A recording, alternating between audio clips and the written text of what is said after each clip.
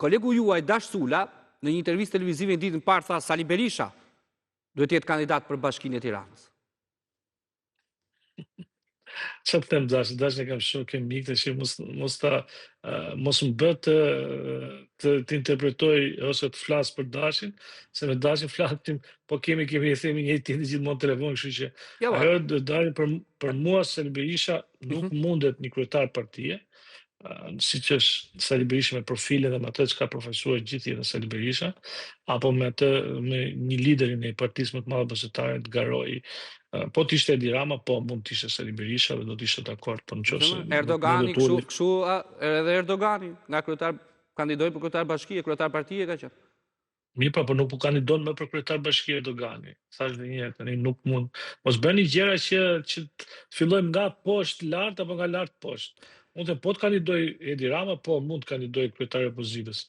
Unë di që kandidon Manastiliu, kështu që mos ta ulim edhe atë nivelin e gjës.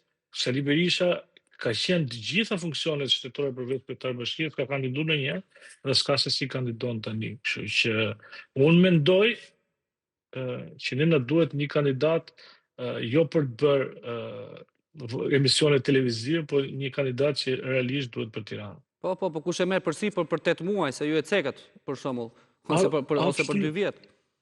Po absolutisht që kjo është unë të thash, është gjë që skepticizmi i ardhi pas e partisë sapo ka fituar, skepticizmi i strukturave të cilat kanë shumë vite në opozitë dhe normalisht secili bën llogari për 4 vjet ku do shkojë, se do të han bukë, ju dini që këtu po nuk qenë partinë pushtet, nuk punon, nuk ha dot bukë.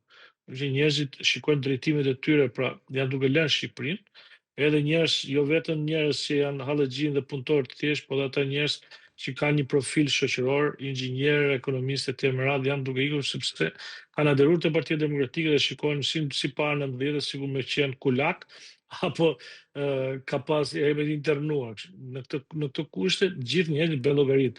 Kjo bën atë që me njëherë struktura duke pos pasur edhe një ristrukturim Partisë Demokratike gjatë kësaj periudhe, normalisht nuk janë thrirur strukturat. Ju dini që këtu nuk janë bërë mbledhje, nuk është bërë asgjë momentalisht për t'i karikuar këto struktura. Kështu që mendoj që kjo është shkron dhe skepticizmin tek të gjithë ata të cilët duan të kandidojnë. Që në fakt duhet ishte bërë apo jo, në gjykimin tuaj? Por nuk ka pas shumë kohë me të thënë drejtën. Kjo për faktin, pse nuk ka pas kohë? Kjo për faktin se më tepër jemi marrë me denoncimin e gjithë gjës së farsë elektorale, asaj që ka thënë kryetari për atë që ne kemi denoncuar dhe 2 muaj gjatë gjithë kohës në cilën kam qenë kandidat. Unë mund të them, duke qenë edhe nga eksperjenca me 2021 me 2025 nuk i ngjan fare, për mënyra se si i gjithë pushteti është futur në sulm për të marrë këto zgjedhje.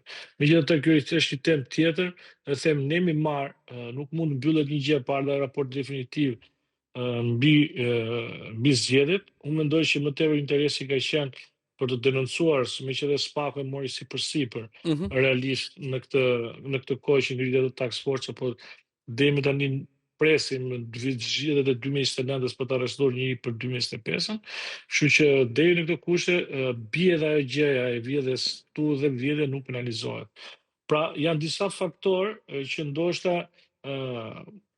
ndoshta i shikojnë edhe kandidatët probabël ose të kaluar nga një sforcim i këtyre zgjedhjeve të fundit me një hapësirë kaq shkurtër përballë përsërimit zgjedhje, ndoshta vetë kandidatët që kanë provuar një herë kurriz dhe kanë më të vështirë me ju rikthyr një gjë sepse gjatë 4-5 muaj ka harrojnë kalamajnë familje të tjera.